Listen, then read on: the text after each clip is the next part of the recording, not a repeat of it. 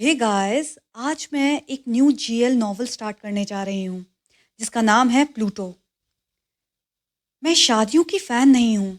मेरे लिए एक शादी की रस्म एक तरीके से दुनिया को ये बताना है कि हम आज रात इंटीमेट होंगे। प्लीज़ हमें बधाई दें। मुझे पता है, ये कहने पर मैं एक पेसिमिस्ट लगती हूँ। एक शादी की रिसेप्शन में जहाँ सबको सेलिब्रेट करना चाहिए, मुझे झूठी मुस्कुराहट दिखाने की ज़रूरत महसूस नहीं होती। हम इस इंसान के साथ पूरी ज़िंदगी रहेंगे क्योंकि हमने शादी कर ली है। ये पूरी दुनिया को अनाउंस क्यों करना? ये मुझे बेकार लगता है। मैं इस वक्त अपनी छोटी ट्विन ओम की शादी के रिसेप्शन में हूँ। मास्टर ऑफ सेरेमनीज उसकी तारीफ करते नहीं थक रहे। कह रहे हैं वो कितनी कैपेबल है, वो कितनी अच्छी है। मैं बस अपने मुंह को ऐसे मरोड़ ले रही हूँ क्योंकि मुझे यकीन नहीं हो रहा। ये सब बिल्कुल सिंसियर नहीं लगता। लेकिन मुझे समझ में आता है कि एमसी का काम होता है ब्राइड और ग्रूम की तारीफ करना उनके स्पेशल दिन पर। मेरी छोटी ट्विन अपनी लव स्टोरी की स्लाइड शो को देखकर ओवरवेल्म हो गई। कैसे उसने अपने ग्रूम से मुलाकात की और कैसे प्यार में गिरी। स्क्रीन पर देखते हुए तस्वीर मुझे कोई पॉजिटिव इमोशंस नहीं देते। सब कुछ मुझे आर्टिफिशियल लगता है, जैसे एक प्ले हो जिसका प्लॉट पहले से ही प्रिडिक्ट कर सकते हो। ऐसा लगता है सब कुछ पहले से अरेंज किया गया हो और मैंने ये पहले भी देखा हो।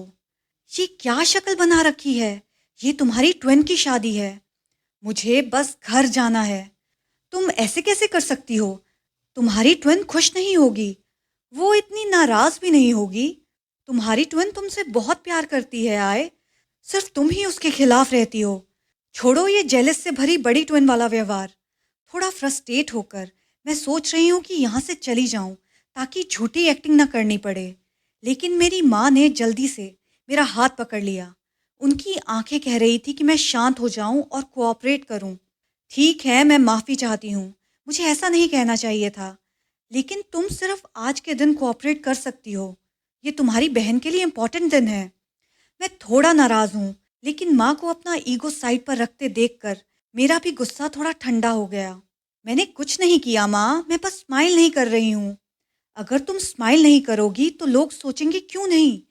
मैंने पहले ही कहा था कि मुझे यहाँ नहीं आना। तुम कैसे नहीं आ सकती? ये तुम्हारी ट्विन की शादी है। उन्होंने जोर दिया। हम एक दूसरे को पसंद भी नहीं करते। सिर्फ तुम उसे पसंद नहीं करती। ओम तुम्हें बहुत प्यार करती है। उसने वाकई ये चाहा था कि तुम आज आओ।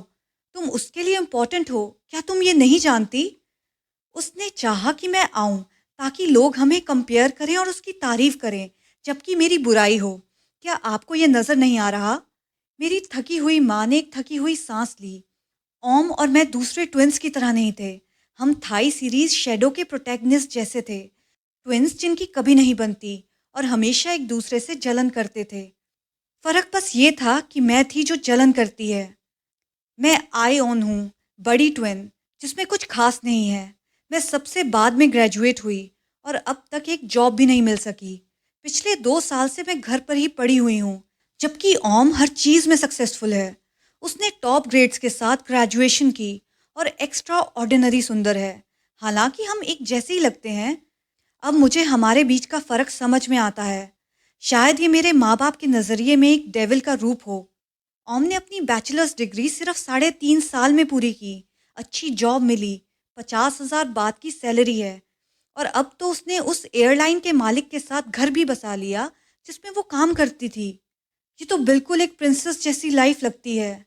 और मेरी कहानी, मैंने अपनी बैचलर डिग्री लगभग 30 साल की उम्र में एक पब्लिक यूनिवर्सिटी से पूरी की है, जो कोई भी ज्वाइन कर सकता है, चाहे बड़े हों या छोटे।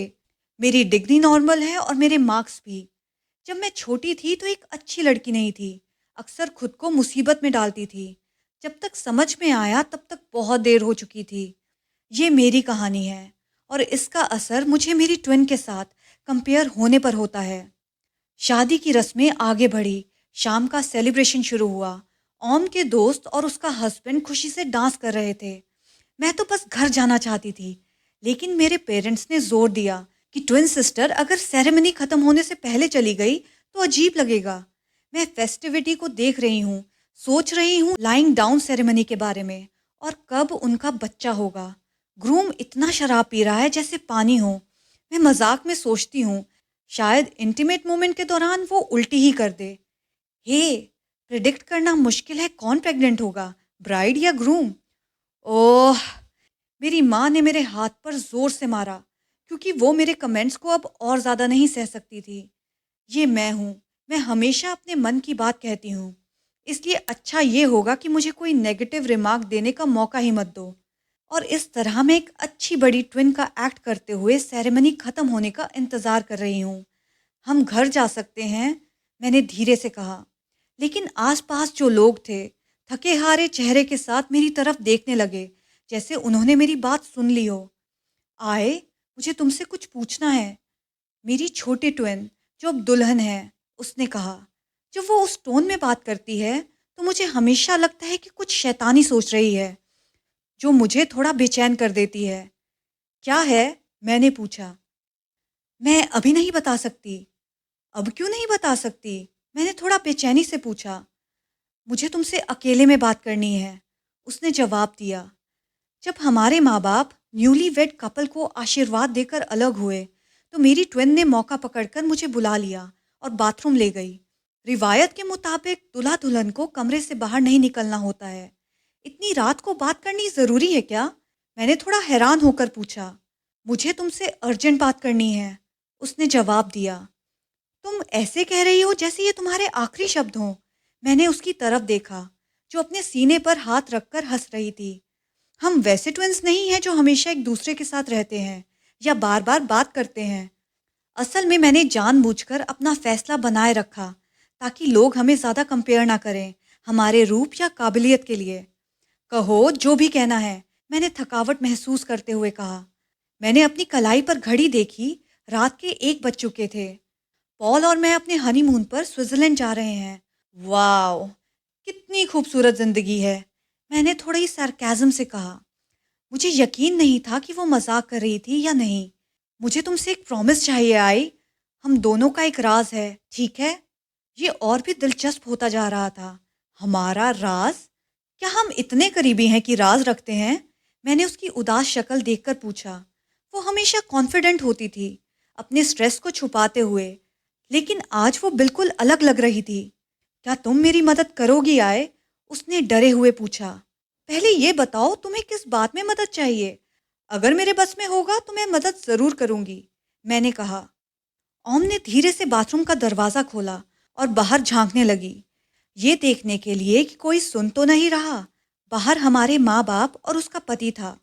ठीक है, अब बता देती हूँ, उसने शुरू किया। अब ज्यादा घुमा फिरा कर बात मत करो, सीधे पॉइंट पर आओ, मैंने कहा। मुझे अपने एक्स से ब्रेकअप करवाना है, उसने धीरे से कहा। क्या? मेरी आंखें बड़ी हैरानी से खुल गई। एक्स का क्या मतलब है? मैंने थोड़ा और जानने के लिए पूछा। मेरी कॉन्फिडेंट ट्विन अब घबरा गई थी।